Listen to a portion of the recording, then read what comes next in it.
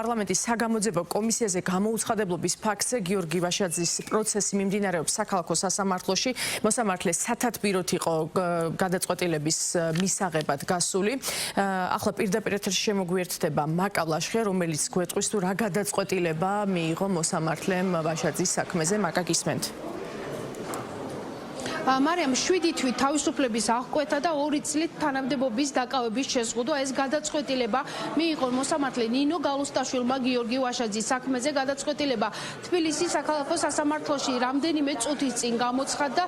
მანამდე კი პროცესზე დღეს გიორგი ვაშაძის უფლებადამცველი ითხოვდა, რომ გადადებულიყო დღევანდელი სხდომა. მანამდე მან დასკვნითი სიტყვით მიმართა სასამართლოს და ასევე ითხოვა, რომ გიორგი ვაშაძეს სურდა ესარგებლა საბოლოო სიტყვის შესაბამისად ის ითხოვდა პროცესის გადადებას, რაც არ დააკმაყოფილა მოსამართლემ და განმარტა იმით, რომ გიორგი ვაშაძეს ჰქონდა დღევანდელ პროცესზე შესაძლებლობა მოსულიყო და ესარგებლა საბოლოო სიტყვის უფლებით. რაც შეეხება საქმეს გიორგი ვაშაძეს ედავებიან საგამოძიებო კომისიაზე არ გამოცხადებას, ამავე საქმეზე მას 50,000 ლარიანი გირაო ჰქონდა შეფარდებული, რაც კანონით დადგენილ ვადებში მან გადაიხადა.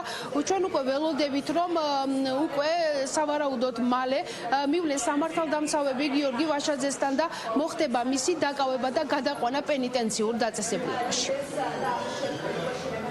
პოლიტიკურად მოტივირებულ საქმეებზე, რასაც გადაწყვეტს კობახიძე, რასაც გადაწყვეტს ივანიშვილი, იმას გააფორმებს ნებისმიერი მოსამართლე, ვისაც პოლიტიკური საქმე ექნება წარმოებაში. ამ საქმეებს არ აქვს არც საკანონმდებლო, არც მმართველობის წესის და არც დებულებიდან გამომდინარე, რაც კომისიას გააჩნია საფუძველი, რომ სისხლის სამართლის საქმე მიმდინარეობდეს.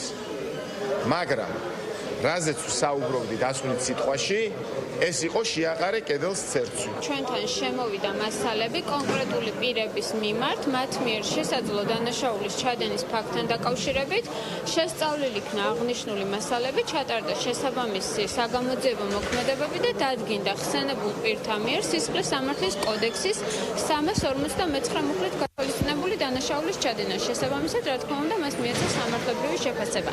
აქ ჩვენ ვაფასებთ კონკრეტულ ფაქტებს და არა იმას, თუ ვინ არის ბრალდებული. გიორგი ვაშაძე არის მეოთხე ოპოზიციონერი პოლიტიკოსი, ვისაც გადაწყვეტილება გამოცხადდა სხვა საქმეებზე. თბილისის საქალაქო სასამართლოში ჯერ ისევ გრძელდება განხილვები, რაც შეეხება მუხტს, რომლითაც 8 ოპოზიციონერ პოლიტიკოს ედავებიან. საუბარია საგამოძიებო კომისიის კანონიერი მოთხოვნის დაუმორჩილებლობაზე, ითვალისწინებს 1 წლამდე პატიმრობას, 3 წლამდე თანამდებობის დაკავების აკრძალვას და ასევე ჯარიმას. მადლობთ, მაკა, ეს მაკა ლაშხე იყო.